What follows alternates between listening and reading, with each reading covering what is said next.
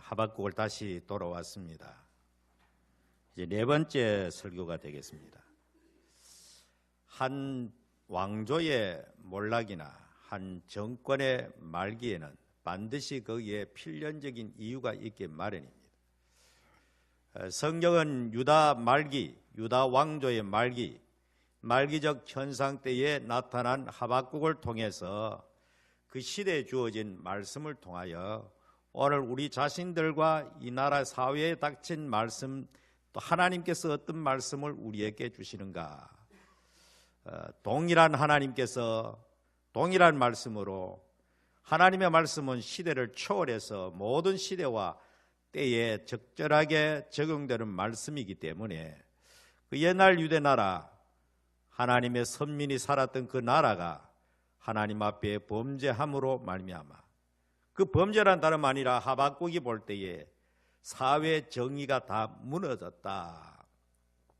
불의가 판을 치고 권력이 남용되어지고 일반 서민들은 도탄에 빠지고 재판관들은 불의로 재판하고 친애급주의의 사대주의적인 그런 정치인들로 말미암아 완전히 하나님보다는 세상 권력을 의존하게 되는 그런 상황 속에서 하박국이 도무지 하나님이 통치하는 이 세상에, 더군다나 선민이라고 자처하는 신정국가인 이 나라에 어떻게 이렇게 불의가 충만함에도 불구하고 하나님이 개입하지 않고 간섭하지 않는가?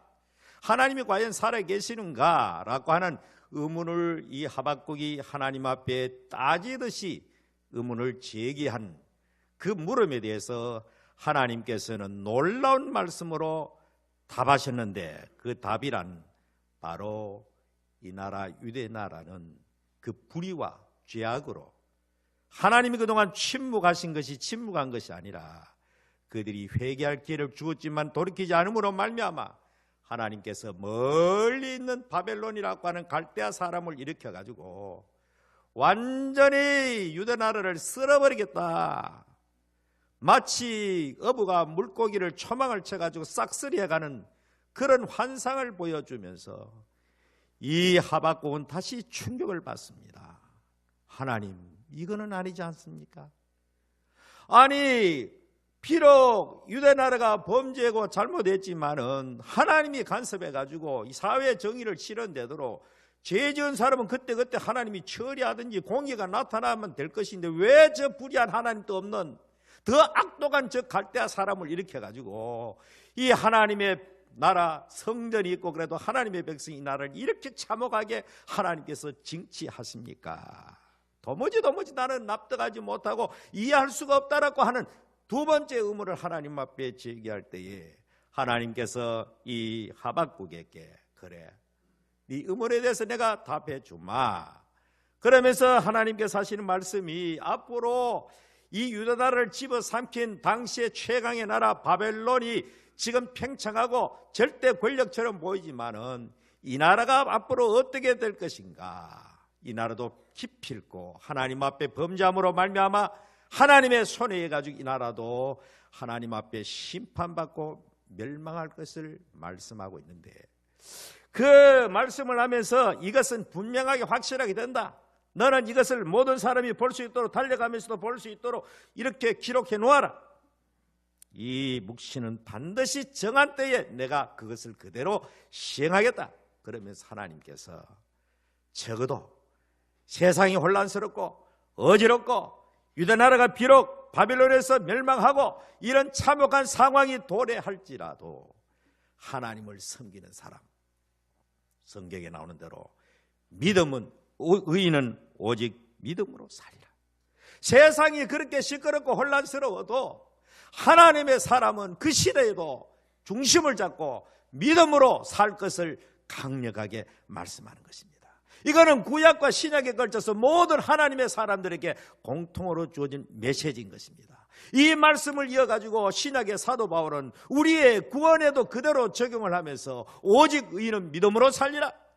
이 로마서에 있어, 갈라디아에서, 히브리서에서 세 번의 이 말씀을 인용해가지고 결과적으로 인간의 구원은 하나님의 손이 있다, 사람의 어떤 노력이 인 것이 아니고 하나님의 주권의 통치 섭리에 있음을 알고, 비록 세상이 어지럽고 혼란스럽고 도무지 이해할 수 없는 그런 일이 벌어질지라도 너희들은 하나님의 살아계심을 믿고 의지하고 그분을 바라보며 살아라.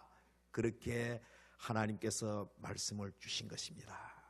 이것은 옛날의 유대나라뿐만 아니고 오늘을 사는 대한민국 국민들에게 던져주는 말씀이고, 오늘을 사는 성도들에게도 똑같이 던져주는 말씀으로 받아들이는 여러분 되시기를 바랍니다. 왜냐하면 그 모든 것은 하나님의 통치하시기 때문입니다. 유대나라가 일시적으로 망하고 바벨론이 팽창하고 온 세상이 바벨론의 소나기에 저 마음대로 하는 것 같지만은, 바벨론 또 멀잖아. 몰락하고 또 다른 나라가 일어나고 또 다른 나라가 일어나는 이 모든, 이것이 바로 성경에 나오는, 다니엘서에 나오는 그 중근동의 패권사입니다. 바벨론이 등장하고, 그리고 페르시아가 등장하고 헬라가 등장하는 이 모든 인류의 그 모든 국가의 흥망성쇠, 제국이 일어나고 망하고 몰락한 이 모든 것들이 하나님의 장중에 있음을 말씀해 주신 것입니다. 그러므로 세상이 이럴지라도 우리는 하나님의 섭리와 통치, 주권을 믿는 믿음으로 살아가는 모든 성도가 되기를 바랍니다. 오늘 본문 말씀은 이 바벨론의 죄악에 대해서 진술하고 있습니다. 이 바벨론이 왜 망하느냐? 영원히 망하지 않을 것 같던 강력한 국가, 그리고 성경에는 최초의 상세기에 바벨탑을 쌓았던 시날 평지에 바로 그 땅에 쌓았던 바벨탑도 역시 하나님을 대적하는 상징적인 이름이 바로 바벨인데, 이 바벨론 제국도 마찬가지로 그와 같이 하나님을 대적하는 대적자의 대명사입니다. 그리고 이 바벨론은 놀랍게도 요한계시록에 예수님 재림 직전에 무너졌도다 큰 성 바벨론이, 이 바벨론이 마지막 요한계시록에도 예수님 재림 직전에 최후로 이 바벨론이 멸망할 것을 성경에 말씀하고 있습니다. 그러니까 이 바벨론은 옛날에 한 지역에서 일어난 나라이기도 하지만은, 이것은 하나님을 대적하는 모든 인류, 국가, 문화, 권력, 이 모든 것들이 총칭해서 쓰여지는 용어가 바로 바벨론입니다. 자, 오늘 이 말씀으로 돌아가서, 그러면 하나님께서 왜 이 바벨론의 죄악을, 하나님께서 오늘 성경에 보니까 이 본문 안에 화 있을진저 5번이나 언급되면서 그들의 죄악에 대해서 진술하고 있습니다. 예수님께서 마태복음 보면은 화 있을진저 할 때 누구를 대상으로 했느냐? 당시 위선적인 종교가들에 대해서, 이 부패하고 타락한 당시에 제사장 무리와 그 무리들에 대해서 화 있을진저 무서운 하나님의 심판을 선언하는 때에 사용되지는 그 언어가 화 있을진저. 이 바벨론이 하나님 앞에 어떤 것이 죄악으로 규정되어 가지고 어떤 사람이라도 결국에는 재판을 받으려고 하면은 그 죄정 설명서에 죄의 제목을 쓰고 죄의 실체적인 것을 다 기술을 해야 법정에서 기소하고 성립이 됩니다. 그러니까 하나님께서 이게 이 바벨론의 죄악에 대해서 첫 번째 화는 왜 나타나느냐? 6절에 보니까 이렇게 나옵니다. 곧 이르기를 화 있을진저 자기 소유 아닌 것을 모으는 자여. 자기 소유 아닌 것을 모으는 자여. 언제까지 이르기는자? 볼모 잡은 것으로 무겁게 짐진 자여. 그리고 이들은 바벨론의 그 야욕과 탐욕은 만족함이 없이 주변의 모든 나라를 싹 쓸어 담을 정도로 엄청난 탐욕으로 파괴하고 포로로 잡고 죽이고, 그 모든 다른 나라의 모든 부를 전부 다 노략질하고 빼앗아가지고 긁어모은 자기 소유 아닌 것으로 모으는 자. 그렇습니다. 바벨론의 죄악은 자기 소유 아닌 것을 모으는 자로 첫 번째 제목에다가 규정을 하고 있습니다.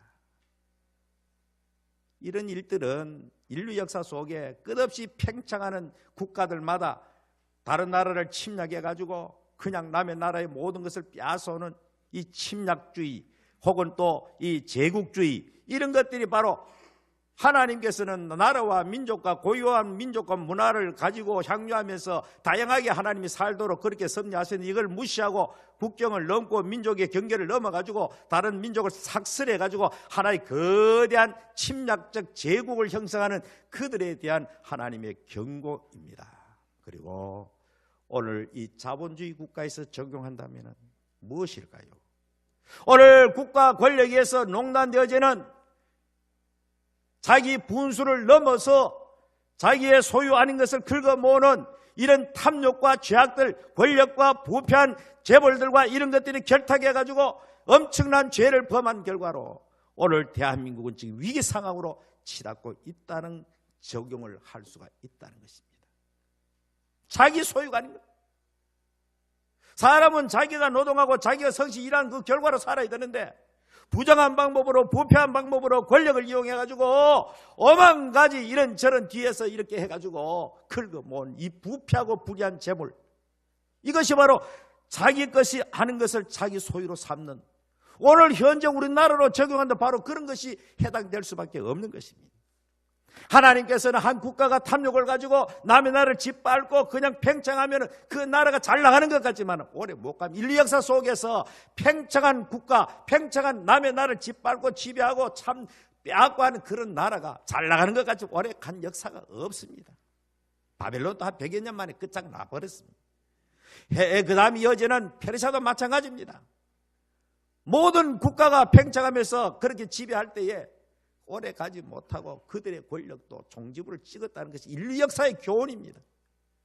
몽골의 징기스칸을 보십시오. 저 북방에서 온 마치 유럽과 아시아 대륙 전체를 갖다 이 말밟고 아래 짓밟고 우리나라 제주도까지 가가지고 농단을 하던 그 세력들이 저 유럽부터 아시아의 제주도까지 어마어마한 대륙을 순식간에 제패하고 수많은 사람을 죽이고 학살하고 그 결과로 그들은 영원할 것 같지만 오래 못 가고 나라가 나누어지고 지금 흔적도 없어요.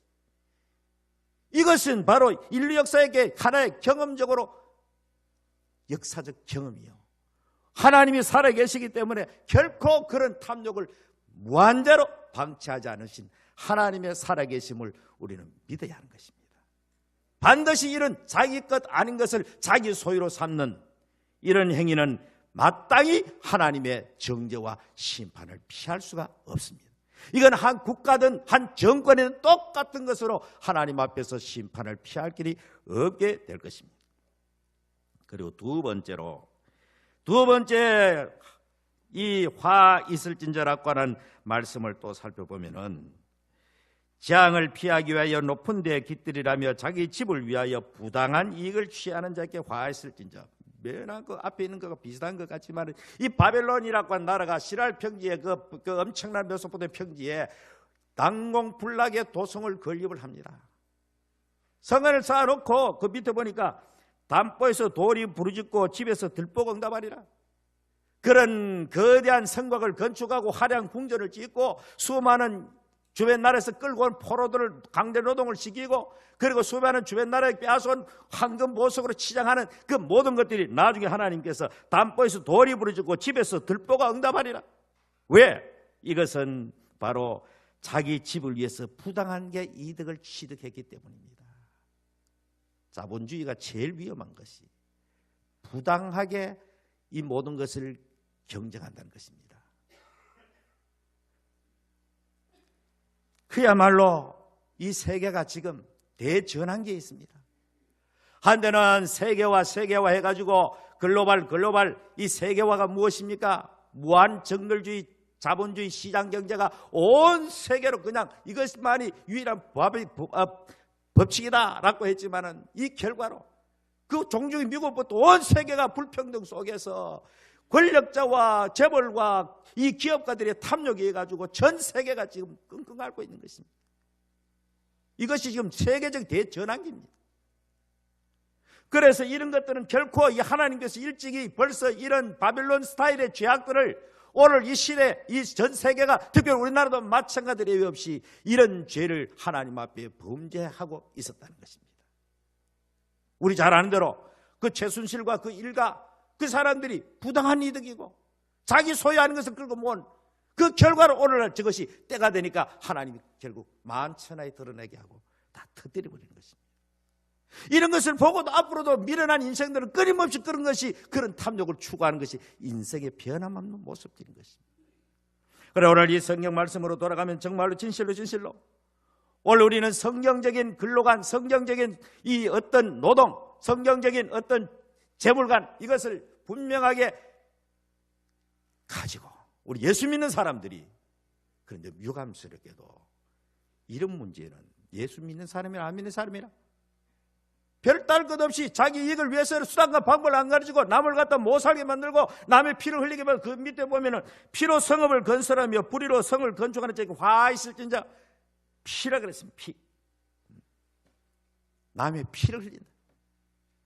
꼭 사람을 죽여가 피 흘리는 것도 피 흘리는 거지만은 약육강식으로 무자비하게 이 힘을 가지고 그냥 내만 살겠다고 하는 그런 모든 오늘의 모습들이, 여러분, 나는 요즘 시국적인 설교는 이제 앞으로 안 하려고 했지만은 정말로 이 대한민국 보십시오. 이것은 과거와는 전혀 다른 차원의 지금 상황이 지금 대한민국에 전개되고 있다는 거죠. 과거에는 특정 이념이나 특정 단체나 그런들이 주도해가지고 시위해봐야 별로 사람들이 큰 호응이 없었습니다. 그러나 이거는 대한민국의 모든 보통 사람들이 다 참여 뛰어나가지고 이건 아니다는 거지 지금 현재. 문제는 한국교회가 그동안에 여기에 대해서 분명하게 지적하고 외치고 파수꾼 노릇을 교회, 언론, 여야 정치권 할 것 없이 진작 이런 부패가 죄악이 드러나기 전에 일찍 했어야 되는데 이걸 하지 못한 결과로 무리가 가지고 한꺼번에 대폭발 비슷하게 터져버린 결과인 것입니다.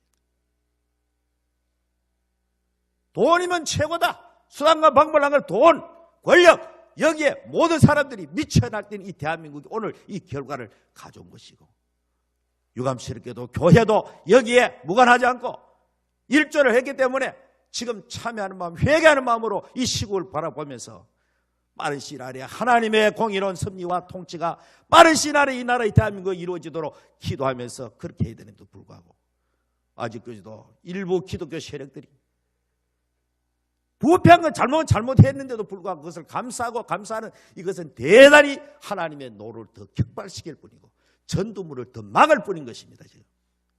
그러므로 오늘 우리는 정말로 앞으로 우리는 국가적 차원의 이루어진 우리하고는 별개의 문제지만은 오늘 우리의 작은 삶 속에서도 정말로 하나님 앞에 양심껏 살고 최선을 다해서 자기가 스스로 일하고 노력하고 근로한 것을 가지고 족하며 사는 이런 풍토가 이 사회 전반에 걸쳐서 아예 부당한 이득, 남을 해코지하면서 남을 피를 흘리고 남을 사기치고 남을 못 살게 하면서 내만 살겠다고 하는 천민 자본주의, 이 모든 것을 교회부터 이것을 버려야 되는 것입니다. 이거 버리지 않으면 앞으로 하나님의 진노가 이 대한민국에, 나는 뭐 한국 교회에 떨어질 수밖에 없는 것입니다. 나는 요즘 앞으로 이 나라가 어떻게 될지, 사람들 앞으로 미래 모릅니다. 무엇이 털지. 우리는 국내만 바라보기 때문에 지금 전 세계적 차원의 대전환기에 미국이나 중국이나 주변의 그 모든 나라들 전혀 관심 없이 안에만 매몰되어 있는데, 앞으로 이 나라가 하나님의 특별한 도심 없이 하나님의 은혜로 한국교회가 정신을 차리고 회개하고 돌이킬 때에 하나님께서 이 모든 걸 순식간에 해결해 주시고 은혜로 오히려 전화위복으로 합력하여 선을 이루시는 그런 아름다운 역사의 지평이 일어나기를 주 이름으로 축원합니다. 우리 그렇게 되어야 합니다. 이것이 오늘 이 시국을 바라보는 오늘 우리들의 자세가 되어야 하는 것입니다. 그동안에 수많은 기독교 정치인들, 국회 여야 간에 100여 명 갖고 온 사람들이 있습니다. 어떨 때 거의 과반수 차지할 때 있었습니다. 뭔 일을 했는 얘기죠. 안 믿는 사람이 있는 사람 지금 다를 거고, 오히려 믿는 사람이 더 야가 빠지고 더 비리를 저지르고 더 그런 일에 앞장서는 그런 모습이 오늘의 이 상황을 만들었다. 그러므로 오늘 우리는 정말로 이 하나님의 말씀, 오늘 이 성경에도 바벨론의 죄악이 바로 이 죄악이요, 오늘 대한민국에 발생한 이 죄악이 바로 바벨론의 죄악인 것입니다. 앞으로 예수님 재림 직전에 온 세상이 바로 이 바벨론의 죄악으로 말미암아 무너지는 그런 결과가 도래되고 말 것입니다. 자, 하나님께서는 유대나라 사람은 그렇게 생각했습니다. 예루살렘에 하나님의 성전이 버티고 있는데 누가 우리나라를 집어삼킨단 말이냐. 절대로 전능하신 하나님이 우리와 함께 하시는데 천만의 말씀입니다.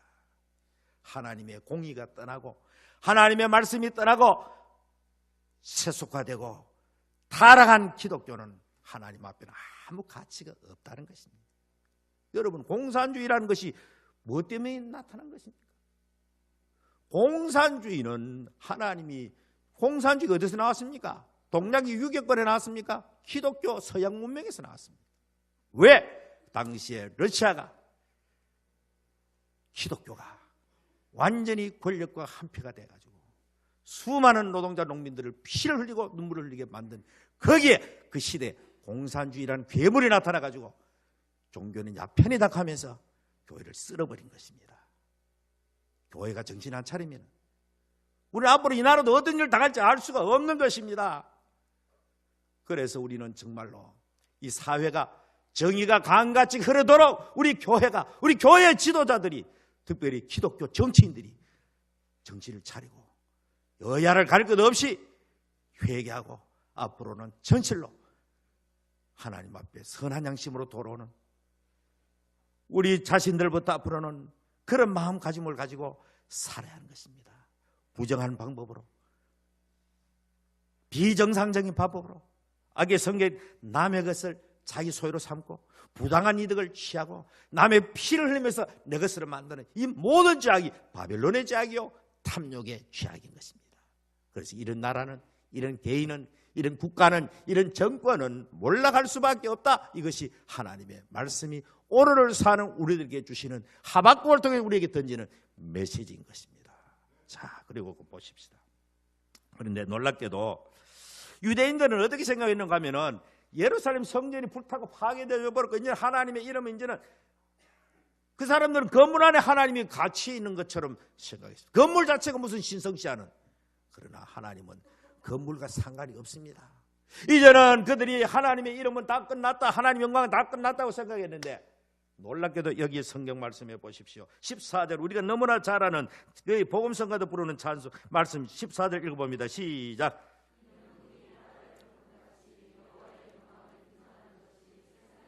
왜? 유대 나라는 망했고 비록 그들이 포로로 끌려갔지만은 하나님의 영광은 하나님 자신이 드러낸다는 겁니다. 그 무너지지 않을 것 같던 그 바벨론이 무너짐으로 말미암아 결과적으로 예루살렘 성전은 파괴되었고 제사장은 없었지만은 하나님의 당신의 이름은 이 난공불락의 바벨론이 무너짐으로 말미암아 하나님의 영광이 드러나게 되었다는 것입니다. 여러분 보십시오. 옛날에 이 이스라엘의 법궤가 엘리제사의 범죄로 블레셋에 빼앗겼습니다. 법궤가 빼앗겨가지고 블레셋의 다곤 신당에 그들은 전쟁에서 이겼으니까 자기들의 신이 이 여호와의 신을 이겼다고 해가지고 그 신의 상징인 법궤를 빼앗아가 자기들의 신당에다가 딱 전리품으로 갖다 놓은 겁니다. 자기 신당에다가. 다시 말하면 여호와가 다곤 신 앞에 패배했다, 이걸 상징하기 위해서 다곤 신당에 그 법궤를, 하나님의 상징물인 법궤를 갖다 놓았는데 어떻게 되었습니까? 제사장도 없고 아무도 없는데 다곤 신상이 코가 떨어지고 머리가 떨어지고 팔다리 다 떨어지고 깨어버린 겁니다. 왜? 하나님은 사람과 상관없이 하나님은 당신의 영광을 드러낸다는 겁니다. 비록 바벨론이 이스라엘을 집어삼켜가지고 성전은 파괴되었지만은 하나님은 여전히 역사를 주관하시고 통치하시고 바벨론을 심판하시는 하나님이기 때문에, 바벨론 심판을 받음으로 말미암아 여러분 누구에서 바벨론이 심판을 받고 망했습니까? 바로 하나님이 예비한 페르시아의 고레스에 의해서 그렇게 되지 않았습니까? 고레스 왕이 천하를 다 얻고 난 다음에 하나님을 찬양하지 않습니까? 만국의 하나님께서 나에게 이런 엄청난 권력과 부와 이 모든 제국을 내게 주셨다. 이 성경에 기록된 말씀 아닙니까? 비록 이스라엘은 망했지만 하나님은 당신은 여전히 역사하시고 역사 속에 개입하시고 섭리하시고 다스리시는 그런 하나님이란 사실입니다. 그래서 하나님께서 이 하박국을 통하여 너 나라가 망할지라도 나는 죽지 않아서 나는 망하지 않아. 나는 여전히 하나님이야. 그러므로 의인은 믿음으로 살아라. 세상이 아무리 시끄러워 혼란스러워도 우리 하나님 여전히 하나님인 것입니다. 이 사실을 믿으시기를 주 이름으로 축원합니다. 주변이 뒤엎어지고 세상이 온통 그렇게 한다고 해가지고 하나님은 졸지도 주무시지 않고 역사를 개입하시고 섭리하시고 다스리시는 바벨론도 페르시아도 전부 다 역사의 통치는 하나님이 하신다는 겁니다. 자, 그리고 그 다음에 이들의 죄악을 또다시 연장 계속합니다. 이웃에게 술을 마시게 하되 자기의 분노를 다하여 그에게 취하게 하고 그 하체를 드러내게 하는 자에게 화하실진자. 나라가 이웃 나라를 하체를 드러 사람이 개인적으로 어떠면 남의 하체를 벌겋게가 드러내가 부끄럽게 추치하게 만든다 하지만 국가가 그렇게 한다는 것은 그 나라의 그 자기들이 지배하고 정복한 나라의 문화나 그동안 전통적인 종교나 이 모든 것을 자존심을 완전히 짓밟아버리는 이런 엄청난 만행을 저지른다는 거예요. 예를 들어 일본이 우리나라 들어가지고 무슨 일을 했습니까? 전부 다 머리를 기르도록 만들고 머리를 자르도록 만들고 이름도 전부 다 일본식으로 개명하도록 이게 바로 하체를 들한 피지배 민족을 망신주고 수치스럽게 만드는 희상하게 인류 역사 속에 이러한 나라들은 오래 못 갔습니다. 오히려 정복은 했지만 그 나라의 문화를 수용하고 종교를 수용하고 가치관을 다 수용하는 그런 나라는 포용한 나라는 로마 제국부터는 오래 갔습니다. 이렇게 이 남을 갖다 모욕을 주는 오늘 우리 성도들은 절대로 남을 모욕 주는 이것도 역시 바벨론의 죄악입니다. 결과 역시 그들도 역시 하체가 드러난다. 왜? 자기들이 그랬으니까 그 대가를 자기들도 다른 나라에 몰락함으로 그런 결과를 초래하게 된다는 것을 말씀하고 있습니다. 그리고 마지막 화는 새긴 우상입니다. 그리고 이 성경 말씀에 뭐라고 말씀했습니까? 나무 위에 깨라 하며 19절이죠. 말하지 못하는 돌에게 일어나라 하는 자에게 화 있을진저. 그것이 교훈을 베풀겠느냐? 화 있을진저. 우상 숭배자에게 대한 화입니다. 이 바벨론의 죄악입니다. 하나님이 제일 미워하는 것이 바로 우상 아닙니까? 십계명에도 보면 제일 먼저 나오는 것이 우상에 관한 계명입니다. 바벨론의 죄악에 그래서 이 신할 평지에다가 이 느부갓네살이 어마어마하게 큰 신상을 세워놓잖아요. 큰 신상을 세워놓고 온 나라 무무백관을 전부 다 동원해가지고 악기를 동원해가지고 낙성식을 하면서 그 우상 앞에 절하도록 만들고 거기 절하지 않았던 미 사도록 누굽니까? 메삭 아벤느고 이 세 사람을 갖다 풀무불에서 던져 넣는 이런 죄를 범하고 그런 짓을 했지 않습니까? 큰 요즘 말은 동상입니다. 큰 우상입니다. 왕의 권능과 권력과 위엄을 찬양하도록 만드는 위엄. 나중에는 이 사람들이 다니엘도 역시 마찬가지로 사자굴에서 집어 던지기 위해서 왕 외에 왕을 이제는 신격고 하는 겁니다. 왕 외에 다른 신을 숭배하거나 기도하는 자는 사자굴 속에 던져는 그 법을 만드는 공포를 하는 우상을 만들어가지고 큰 들판에다 세워놓고 온 나라 사람들 그 앞에 경배하도록 만들고 그 다음에 그 왕을 갖다가 아예 왕 외에 살아있는 왕에게 경배하도록 인류 역사 속에 보면은 나라마다 옛날부터 그 우상이 있었지만은 이 로마에는 당시에 황제가 곧 신입니다. 그래서 황제 경배를 하도록 한 겁니다. 일본 시대에 일본의 소위 국왕 히로히토를 동방요배의 형식으로 일본을 향해 가지고 교회도 아침 예배 드리기 전에 그를 향해서 경배하도록 만드는 이게 사람을 갖다가 신성시가 신격화 해가지고 그리고 또 이 북한에 보면 김일성의 삼부자도 전부 다 온 나라가 동상천지잖아요. 그게 사람을 신격화하는 거. 그냥 보통 부처나 저런 신상도 있지만은 통치가 권력자를 신성시하는 이 우상이 얼마나 끔찍하고 무섭다는 사실입니다.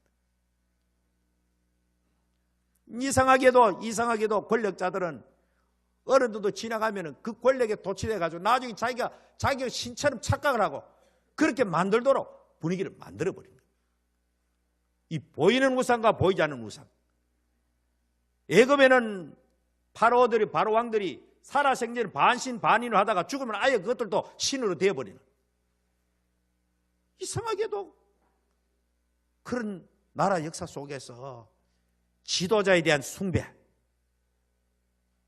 이것도 역시 마찬가지로 동일한 죄입니다. 아무리 위대한 사람이라도 그 사람을 신격하고 우상 숭배식으로 그렇게 떠받던 것은 하나님이 용납하지 않는 것입니다. 알겠습니까? 북한의 북한의 그 수많은 우상이라, 제가 말하기는 곤란합니다만 대한민국의 특정 지역의 사람들이 특정한 지도자를 우상시하는 거나, 보수 세력이라고 말하는 사람이 특정한 지도자를 우상시하는 거나, 거기서 거기입니다.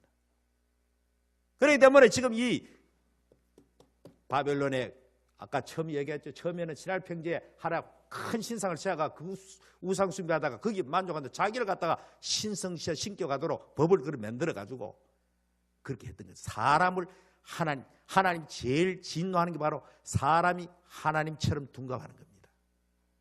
이거는 종교의 지도자도 그렇게 될 수 있고 정치 권력의 지도자도 그렇게 될 수가 있습니다. 누구든지 하나님 외에 하나님 자리에 올라오는 것을 하나님이 용납하지 않는 것입니다. 그가 아무리 위대한 종교 지도자 할지라도 하나님 자리에 올라갈 수 없고 예수 그리스도의 자리에 올라갈 수가 없는 것입니다. 우리나라는 지금 이 우상이 다 없어져야 되는 것입니다. 저 보이는 우상이든 보이지 않는 우상이든 사람 우상이든 모든 우상은 하나님이 미워하고 가증히 여기라는 사실을 우리는 명백하게 기억하는 여러분 되시기를 바랍니다. 그리고 20절 마지막 결론의 말씀입니다. 시작.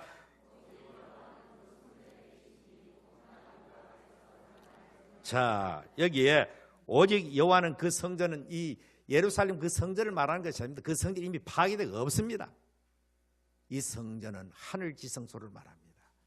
천하 만국을 영원토록 통치하고 다스리시는, 이사야 6장에 보면 이사야가 바라보았던 하늘의 지성소, 요한계시록 등장한 성삼위 하나님의 보좌가 베풀어진 그 지성소, 거기에서 이 역사와 우주와 만국을 다스리고 통치하시는 영원하신 하나님의 보좌, 오늘 또 하나님은 그 좌소에 계시면서, 그러니까 우리가 보면 세상에 보면 바벨론이 대단하고 페르시아가 대단하고 로마가 대단하고 오늘날 미국이 대단하고 중국이 어떻고 저떻고 하지만은 사실상 그 모든 권력의 최고 본부가 하늘의 성전입니다.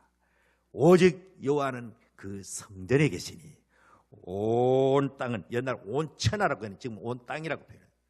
온 천하는 그 앞에서 잠잠할지니라. 오늘 우리가 믿는 하나님은 유한한 권력을 가졌다가 한 5년짜리 하다가 몰락해버리는 그런 권력이 아니고 영원부터 영원까지 변함이 없는 만국과 모든 우주를 통치하고 다스리시는 살아계신 전능하신 하나님이 우리의 하나님인 줄 믿으시기를 바랍니다. 우리는 오늘 이 하나님을 믿기 때문에, 이 하나님을 의지하기 때문에 세상이 요동하고 혼란스러워도, 비록 유대 나라가 몰락하고 망할지라도, 바벨론이 등장하고 또 나라가 다 일할지라도 그 모든 것은 하나님의 손에 있다. 하나님이 친히 다스리신다. 다시 말하면 오늘날 이 대한민국의 이 혼돈, 이것도 역시 하나님의 통치의 영역 아래 있음을 믿으시기를 바랍니다. 우리가 기도 열심히 하고 하나님 앞에 이 나라를 진실로 조국을 사랑하면서 우리가 소금과 빛의 사명을 감당하면 하나님께서 한국교회가 회개하는 걸 들으시고 하나님이 더 좋은, 생각지 않는 하나님이 더 아름답고 좋은 나라를 우리에게 선물로 주신 진통의 가정이다, 이렇게 생각하고 기도 많이 하는 우리 모든 성도가 되기를 주의 이름으로 축원합니다. 살아계신